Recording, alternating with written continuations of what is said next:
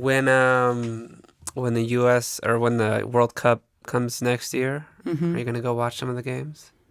I don't know yet. You don't know. I don't know. I don't really like to be in the stadium. I like to be outside because there's way more people outside and there's way more fun outside. I like to be in the big screen with a lot of people. Interesting. In the stadium, well, the problem is American, they don't know how to. Except LAFC. I like LAFC because now you have Latino who's the ambience in the stadium is way better. I feel like this is more my home than LA Galaxy, for example. But no, I like the World Cup is, for me, it's more outside because there's so many nationality go outside of the stadium and they make party in the bar and this and that and in the streets. I like that. I like that. So when there is a game, you have all this big screen everywhere and the people put that for us to watch it. And I like that. And it's free. And it's free. But I like that. I like that the people get together like this and you have way more fun. I think you have way more fun right there than... Because after the game, you have to go out from the stadium, which is you spend 2 hours, which here you don't have to go out from anywhere. You are here already and you keep going to party. So, yeah, the World Cup, it's just special for that. You need to be on the street and outside of the field. No on the stadium. Doesn't make sense. For me. Yeah, I'll have to try it. It's fun. I've never been to a World Cup. Have you been to a World Cup? Yeah, there was a French one in 1998 when we won. Oh, yeah? Yeah. And you beat Brazil? Yes. I see 2 games. I went to two games in Marseille. But my best memories was at the beach when they put those 3 giant screen. And then we were there at the beach. And then there was so many people, so many countries, not even the same country who was playing at that time.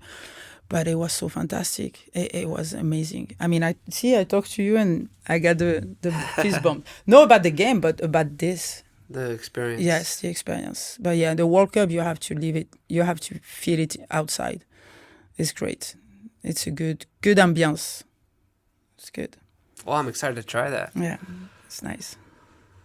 I traveled to Brazil in college, and we just played soccer on the beach all the time. And when you talked about that, that's what I remembered. Yeah. Just being outside, and they're good players down in Brazil. Yeah. That's why I say you don't need the shoes, $200 shoes. No. Oh, yeah. You don't need it. Oh, yeah. It's crazy how good they are. Yeah. Let's talk a little bit about your club. Going back to your club. Yeah. You, the director of coaching, but you're also coaching teams. Mm-hmm. How are those teams going? What age groups do you have? So this year I only have 1. It's the boys 14. Okay.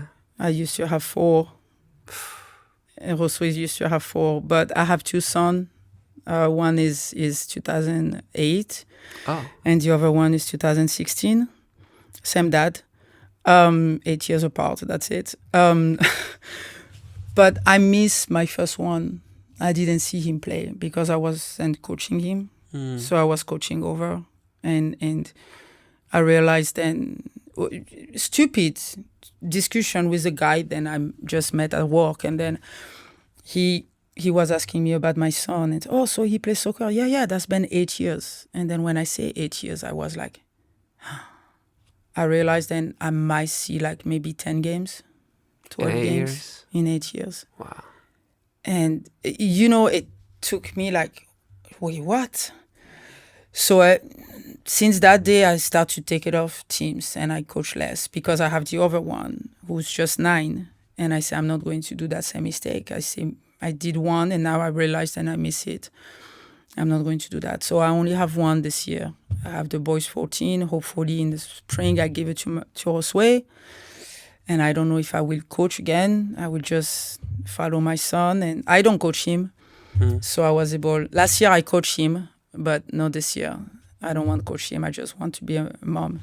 Which is weird because I need to think about taking the chair. And, the water and the Gatorade, whatever the mom do on the weekend, which is weird. So I need to get ready 2 days in advance to don't forget anything. But No, I just want to see him. I don't want to miss him. So no, just have the boys full team, the Venom. I think this is the soccer wise is the best team I never coach. Hmm. Like I love to see those kids play. They are amazing. Like technically, the passing, the smart they are. They just have a big head sometimes, so I need to slap them. But but no, it's unbelievable soccer. We lose game, but the way then we lose 5-4. I don't care. Yeah. We play up. We play 1 year up, Oh but yeah. it's just fantastic. I have a kid who's last year, the last goal of the season, he scored a bicycle kick from a Wow. corner. Like they do things then amazing, and it's everybody. Like I have 13 players, even though the one who last year was less technical, they pick up because they saw those kids play, and then they pick up, and it's a really good group of family. The parents are very nice. And it's hard because you have a Latino side and the American side. So it's always hard to combine both because the language and the Yeah. culture, and so it's hard. And then the Latino work a lot too. So it's hard, but we make it happen. We make happen. I don't know. I'm right here in the middle, and that happening, and I just enjoy them just to see play. And I have a coach told me, what you do with them? I say, nothing. Nothing. I don't. They are smart. Yeah. They are smart. How do you think they got so good? Well, they play in the street, Okay. so I didn't teach them how to play soccer because they know. And what I do is then I teach them to play on the team. So Yeah. they love to dribble. I like to dribble too. So keep going, dribble, but dribble for the team. Don't dribble for yourself. Instead to dribble 4 kids, dribble just 3. That's it. Dribbling, I try to explain to them. Dribbling, it's fantastic. If you have, I like to see the kids play. You know, some of the team they pass the ball, like they like to pass the ball, control pass, and you see those team like 10 years old kids. It's just boom, boom, boom. Okay, I watch them play, and I like to see them play. I just like them. This is not my team because I feel like this is a professional team, but they are 10 years old. So maybe in 3 years, they're going to stop soccer. Or in the high school, they're going to stop because of girlfriend and boyfriend. I don't know if kids who just control and pass have a really fun. Mm. I think soccer is like dribbling and make a scissor, make a step over, make a helicopter, pass the ball here and run. And this, that's where you have fun. And then after, if the kids want to keep going, they will keep going. They will go through and they will go to high school and college and university, whatever. They will go, but they need to have fun. So I told my kids, just dribble for the team, give everything you are. I teach them the respect. Some of the kids run to go get the ball. Go behind them and help them because respect their effort. Be generous on your effort. You want the ball, you want dribble. That's a lot. This is tiring to dribble. Mm-hmm. So pass the ball sometimes. Like this, you stay the whole game. If not, you need to go out. And that's not the point. So I try to explain to them that. See, I never play against any team. I play against myself. And I told them, you play against who? We play against us. Yeah, because you are lazy, you think you are God, and you don't run enough. So yeah, you play against all this. Soon as you walk on the field, play against that. You don't play against anybody. You just play against yourself. So I try to teach them something they can use in the future as a grown man or a grown girls. You know, when they're all going to live in the community and working with people. Most of them is not going to be a professional soccer player. And then I think some of the coach forget that. Just have them to have fun. Maybe that's their best year right there, and they're going to remember that these kids make a bicycle kick on the field and these guys make a pass, and so they're going to remember that and having fun. That's my philosophy of soccer. I don't care about winning or losing. That's not important. It's how how you win and how you lose. That's what I'm concerned. I don't care about winning 1-0. I prefer to lose 5-4. That's more exciting. The game is more exciting when it's 5-4. No 1-0. Who cares about 1-0? So that's. But there is some good player who play very. There is a parent who came to me and say, "Why, Christelle? Sometimes maybe we need to teach them how to pass the ball like them and this and that." I say, "You kids, you are Mexican. Your kids doesn't pass the ball. What is wrong with you? You want me to teach him how to pass the ball like this American? You don't play like that. So why you want me to force them to play like this? Let them dribble. Let them have big confidence with the ball. They are smart. They know when to pass the ball. They are smart. Sometimes, yes, you need to tell them, but they are smart. They know. All they need to do is be confident with the ball. Don't be afraid to have the ball, to handle the ball, and don't be afraid about that. Then the pass is coming. And that's what happened. Most of the time after the game, people came to me and say, "Oh, the pass was amazing." I never work the passing. I never do passing. But that's the most important. That's the most things that people say to me. "Wow, they pass so great, Christelle." Thank you. I never teach that. I don't teach that. I don't teach passing. Where do you think your philosophy comes from? For me, Yeah. because I was playing like this. Okay. When I have a coach who tell me to pass the ball, I didn't. So he gave me 10 balls for Christmas. So he gave me 10 balls for Christmas. Say, "Here, with those 10 balls, now you can play soccer. When you play with me, you're going to pass the ball." So I stay Christmas, I stay in the house, and I didn't go back to the field. Wow. I just realized that when I have fun, and it's better when you have a ball. Soccer is with the ball. You don't do track. Yeah. You don't run after. You need to have a ball. So get the ball and do something with. Don't release it. It's the worst thing you can do is release right away all the time. I don't say no, do it. Sometimes you have to do it because that's the game, but no every single time. Just have fun. You don't touch the ball enough already. I mean, Yeah. if you take a player, how many times he touch the ball? Yeah. Like 5-6 minutes total in the whole game? And all you do is give it back? Oh, keep a little bit. Just have fun. Most of the time you run. And then what? In 2 years, you're going to stop soccer because you won't stop or you are done? And then what did you do? Just passing the ball. Just release it. No, let them have fun and that's it. That's it. What is important is like working as a team and working as respect each other and work with the effort and then give 100%. I told them, give me you 100% today. Maybe it's not the 100% from yesterday. Maybe today you feel a little bit sick. Doesn't matter. Give me your 100%. You can control only yourself. You cannot control the referee. You cannot control the other people. You cannot control anybody. The only person you can control is you. But that's it. You make mistake? Yeah, you're going to make mistake. Before the game, I told them, you're going to make mistake, so let's put it on the table. This is right there. You're going to make mistake. Done. Own that mistake. Don't blame anyone. This is your mistake. If you don't own it, then after it's like someone take that mistake needs to make you better. So take that mistake for you and make that mistake make you better.